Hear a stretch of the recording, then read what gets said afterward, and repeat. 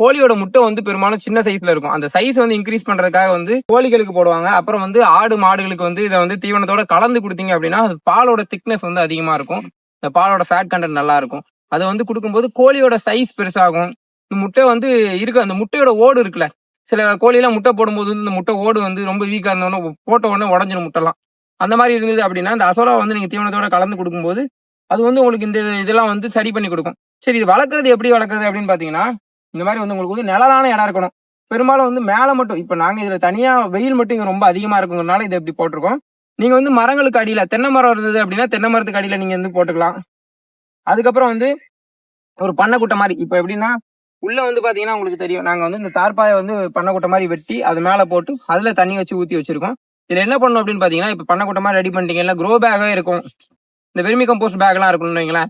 அதுல நீங்க போட்டு வச்சுட்டு ஃபர்ஸ்ட் தண்ணி பிடிச்சி ஊத்திடணும். ஒரு 3/4 வாசி அளவுக்கு நீங்க தண்ணி ஊத்திட்டு அது மேல என்ன பண்றீங்க அப்படின்னா சாணி ஒரு 5 கிலோல இருந்து 10 கிலோ சாணி வந்து நீங்க இப்போ இந்த இதுக்கு நாங்க வந்து ஒரு 10 கிலோ சாணி போட்டிருக்கோம்.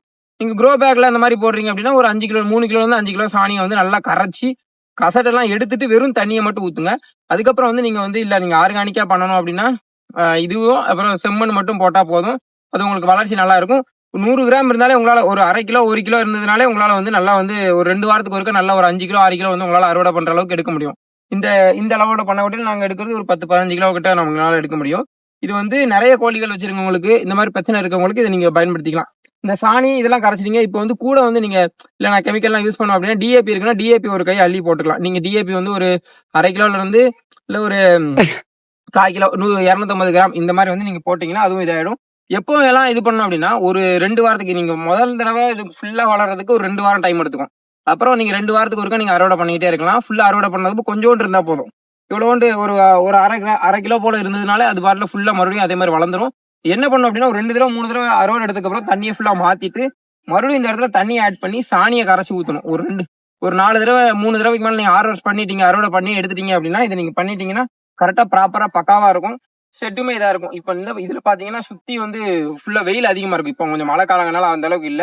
நாங்க இப்ப என்ன பண்ணிருக்கோம் அப்படின்னா சுத்தி வந்து அந்த இதுக்கு ஷெட்டுக்கு ஓரத்துல அந்த பக்கம் இந்த பக்கம் அப்புறம் முன்னாடி பின்னாடி எல்லா பக்கமே வந்து அகத்தி இதை வந்து நான் வந்து நட்டு வச்சிருக்கோம்.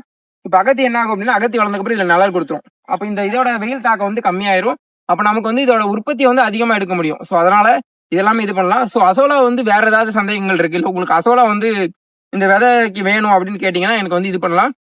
பட் வந்து தீபாவளிக்கு அப்புறம் தான் நம்மளால வந்து அதை கொடுக்க முடியும். ஸோ உங்களுக்கு வேணும் அப்படிங்கிற போது நீங்க இப்போ வந்து ப்ரீ ஆர்டர் மாதிரி இது பண்ணிட்டீங்க அப்படின்னா நாங்கள் லிஸ்ட் எடுத்துப்போம். உங்களுக்கு எவ்வளவு கிராமோ அதை கரெக்டாக அனுப்புவோம். திங்கள் டு வியாழன் மட்டும் தான் அனுப்புவேன்.